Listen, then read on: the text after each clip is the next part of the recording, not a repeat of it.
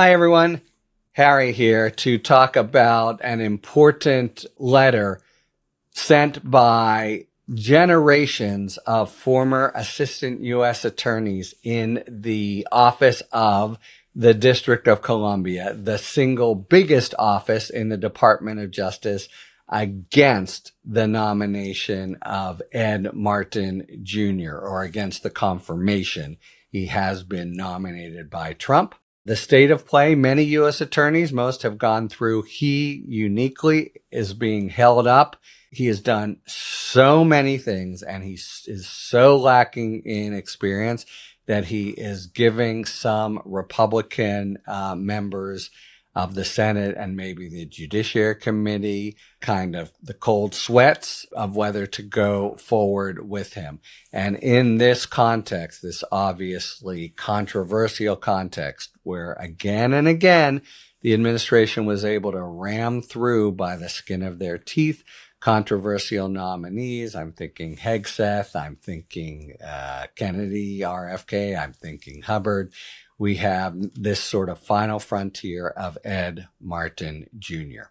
Okay, now Martin has been the acting U.S. attorney for several weeks. So as this letter says, there's really been very good indication of the kind of U.S. attorney he would be if he's confirmed. And it's a 6-page letter, and pages 5 and 6 are just the names of the people. Again, all former assistants put themselves out there on the line, risk his ire, and he's obviously 100% down with the Trump reprisal agenda. But they've put themselves out there to say, man, this guy is really, really bad news. So this letter from 2 pages worth of former ASAs starts in this very kind of sort of historical and somber tone about the very first U.S. attorney and the others who've come after him. And as a way of sort of serving up that Martin is really uniquely unqualified. And they, after going through that, they say we are all political persuasions. It's not about that, but here's what it is about. Rampant misbehavior and rampant unfitness. And that's a gloss, by the way, on the absence of any prosecutorial experience. No one has ever headed that office without it.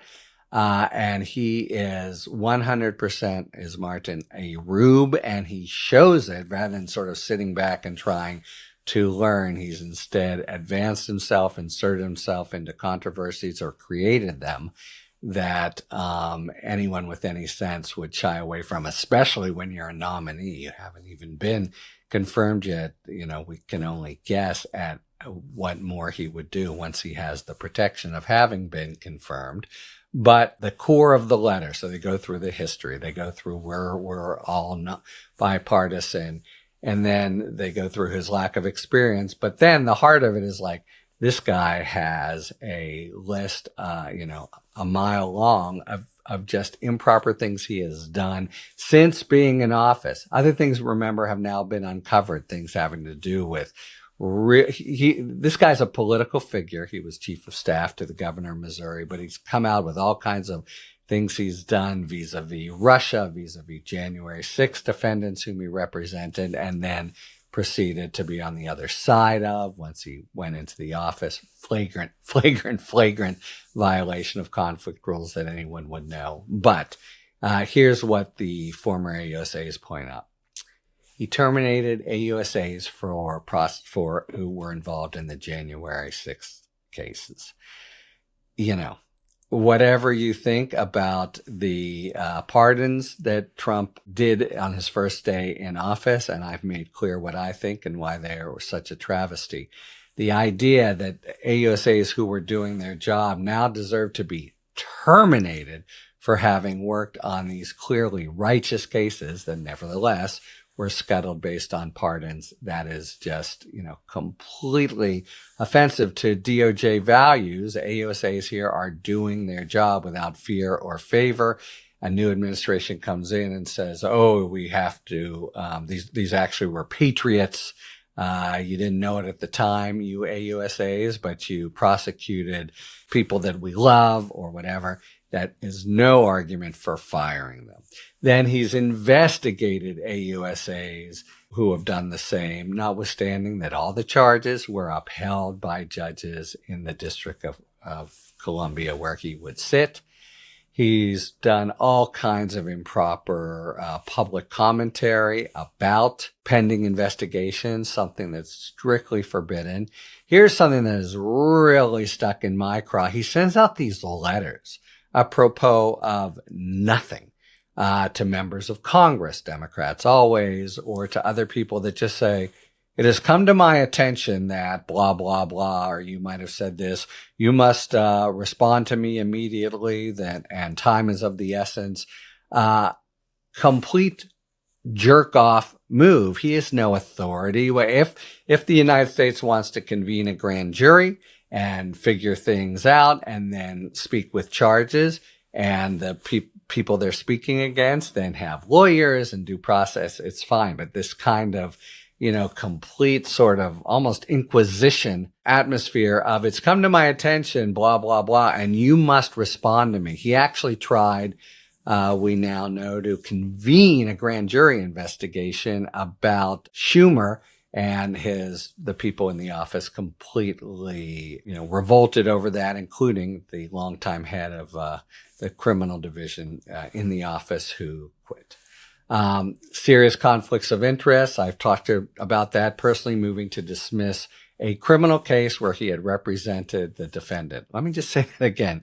You represent the defendant, you come in, and as U.S. attorney, you dismiss. Now, we may have gotten a little bit inured to that from similar kinds of moves that the Trump administration has done, but at least those have been often under the pardon power, abuse of the pardon power, but at least it's located there in the Constitution for a U.S. attorney, the embodiment of the DOJ, to come in and dismiss something against January 6th defendants, whom you represented, is, wrong 6 ways from Sunday, including under binding ethics rules in the state. And then he's threatened to investigate these law firms for providing pro bono services to a potential target. That's what law firms do. And it's completely, again, not just there, do you have no authority as a U.S. attorney? You have so much authority that it's circumscribed. Not only has he gone way over the borders and again, but something like this, and you would repeat it as to the AUSAs he's fired, really is worse than that. It's inimical to the justice system, which wants to get things right. At least in the DOJ, used to be the watchword more than just locking people up, much less more than just torturing people who have done nothing wrong.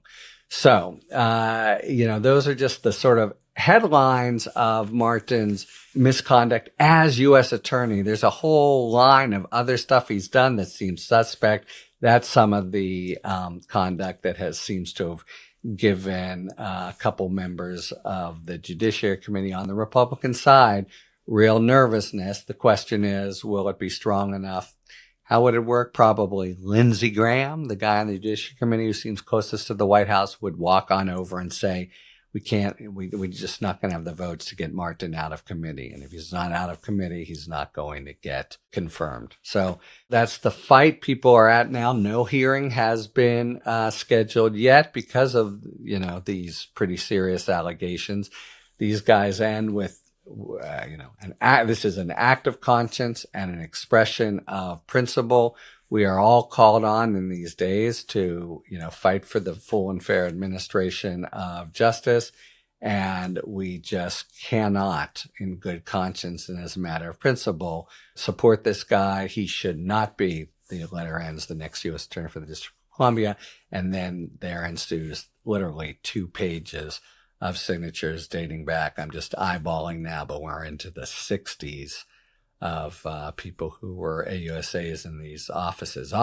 Big offices like this tend to have real sort of legacy and pride and going always across party lines. It doesn't matter. People typically don't even know one's party affiliation, but U.S. attorneys come in of one party or another, but the office nevertheless pursues justice without fear or favor until now under Martin Jr.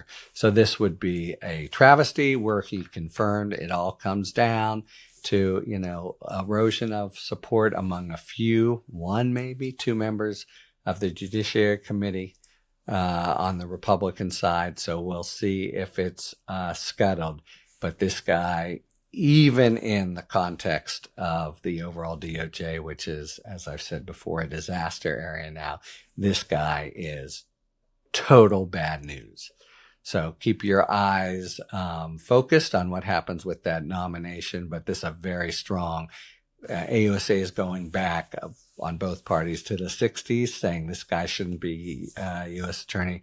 Really strong stuff, and people will take notice. Talk to you later. Thanks for tuning in. If you enjoyed this video and other Talking Feds content, please take a second to like and subscribe. Talk to you later.